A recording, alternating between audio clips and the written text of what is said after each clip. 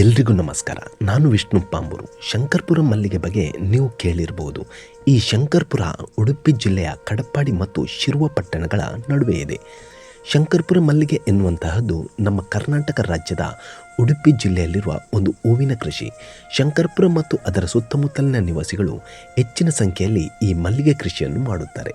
ನಿಜ ಹೇಳಬೇಕಾದ್ರೆ ಈ ಶಂಕರ್ಪುರವನ್ನು ಕರ್ನಾಟಕ ಕರಾವಳಿಯ ಮಲ್ಲಿಗೆಯ ರಾಜಧಾನಿ ಎಂದು ಕರೆದರೂ ತಪ್ಪಾಗಲಾರದು. ಈ ಶಂಕರ್ಪುರ ಮಲ್ಲಿಗೆ ಎನ್ನುವಂತಹದ್ದು ಬರೀ ನಮ್ಮ ದೇಶ ಮಾತ್ರವಲ್ಲದೆ ವಿದೇಶಗಳಿಗೂ ರಫ್ತಾಗುತ್ತದೆ.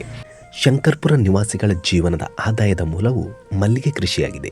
ಅದೆಷ್ಟೋ ಬಡ ಕುಟುಂಬಗಳ ಜನರು ಬರೀ ಮಲ್ಲಿಗೆ ಕೃಷಿಯಿಂದಲೇ ತಮ್ಮ ಮಕ್ಕಳಿಗೆ ವಿದ್ಯಾಭ್ಯಾಸ ನೀಡಿ ತಮ್ಮ ಮಕ್ಕಳನ್ನು ಉನ್ನತ ಮಟ್ಟಕ್ಕೆ ಬೆಳೆಸಿದ ನಿದರ್ಶನವೂ ಇದೆ. ಈ ಮಲ್ಲಿಗೆ ಗಿಡವನ್ನು ಕೆಂಪು ಮತ್ತು ಸುಡುಮಣ್ಣನ್ನು ಹಾಕಿ ನೆಡಲಾಗುತ್ತದೆ. ಈ ಮಲ್ಲಿಗೆ ಸಸಿ ನೆಟ್ಟ 3 ತಿಂಗಳಲ್ಲಿ ಮೊಗ್ಗುಗಳು ಬೆಳೆಯುತ್ತದೆ. ಸಸಿ ನೆಟ್ಟ ನಂತರ ಅದಕ್ಕೆ ಬೇಕಾಗುವಷ್ಟು ನೀರು ಮತ್ತು ಗೊಬ್ಬರ ಹಾಕುತ್ತಿರಬೇಕು. 15 ದಿನಕ್ಕೊಮ್ಮೆ ಕಡಲೆ ಹಿಂಡಿಯನ್ನು ಹಾಕುವುದರಿಂದ ಉತ್ತಮ ಫಸಲು ಬರುತ್ತದೆ. ಈ ಶಂಕರ್ಪುರ ಮಲ್ಲಿಗೆಯನ್ನು ಅಲ್ಲಿನ ಸ್ಥಳೀಯ ವ್ಯಾಪಾರಸ್ಥರು ಮಾರಾಟ ಮಾಡುತ್ತಾರೆ. ಇವರು ರೈತರಿಂದ ಈ ಮಲ್ಲಿಗೆ ಸ್ವೀಕರಿಸಿ ಈ ಮಲ್ಲಿಗೆಗೆ ದಿನಕ್ಕೆ ಬೀಳುವ ಮೊತ್ತ ಒಂದುಗೂಡಿಸಿ ವಾರದ ಅಂತ್ಯದಲ್ಲಿ ಒಟ್ಟಿಗೆ ರೈತರಿಗೆ ನೀಡುತ್ತಾರೆ. ಈ ಮಲ್ಲಿಗೆಯ ದರ ಒಂದೇ ರೀತಿ ಇರಲ್ಲ. ಇದು ಬೇಡಿಕೆಯ ಆಧಾರದ ಮೇಲೆ ನಿಂತಿದೆ. ಈ ಮಲ್ಲಿಗೆಯು ಅಟ್ಟೆಯ ರೂಪದಲ್ಲಿ ಸಿಗುತ್ತೆ. ಅಟ್ಟೆ ಎಂದರೆ 4 ಚೆಂಡು ಎಂದರ್ಥ. ಒಂದು ಚೆಂಡುವಿನಲ್ಲಿ 800 ಮಲ್ಲಿಗೆ ಮೊಗ್ಗುಗಳಿರುತ್ತದೆ. ಈ ಬಾರಿ ನಿರಂತರ ಮಳೆಯಿಂದಾಗಿ ರೋಗ ಬಾಧೆಯಿಂದ ಗಿಡಗಳು ಬಳಲಿ ಮಲ್ಲಿಗೆ ಇಳುವರಿ ಕಡಿಮೆಯಾಗಿದೆ. ಅಕಾಲಿಕ ಮಳೆ, ಹವಾಮಾನ ವೈಪರೀತ್ಯದಿಂದ 14% 24% ಬೆಳೆ ನಾಶವಾಗಿದೆ ಹೇಳುತ್ತಾರೆ.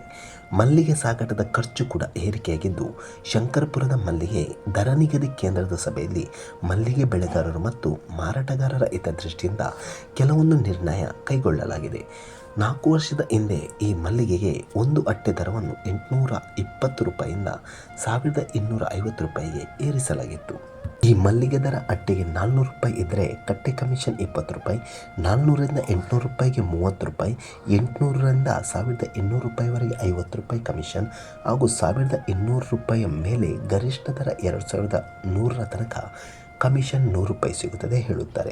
ಅದೇ ಡಿಸೆಂಬರ್ 23ರ ಬಳಿಕ ಅಟ್ಟೆ ದರ 1300ಕ್ಕಿಂತ ಜಾಸ್ತಿ ಇದ್ದರೆ ದಿನಕ್ಕೆ 200 ರೂಪಾಯಿ ಏರಿಕೆಗಷ್ಟೇ ಅವಕಾಶ. ಶಂಕರ್ಪುರ ಕಟ್ಟೆಗೆ ಪೂರೈಕೆಯಾಗುವ ಮಲ್ಲಿಗೆ ಮತ್ತು ಬೇಡಿಕೆ ಆಧಾರದಲ್ಲಿ ದರ ನಿಗದಿ ಮುಂದುವರಿಯುತ್ತದೆ. ಅರ್ಥ ಆಯಿತು ಅಂತ ಅಂದ್ಕೋತೀನಿ.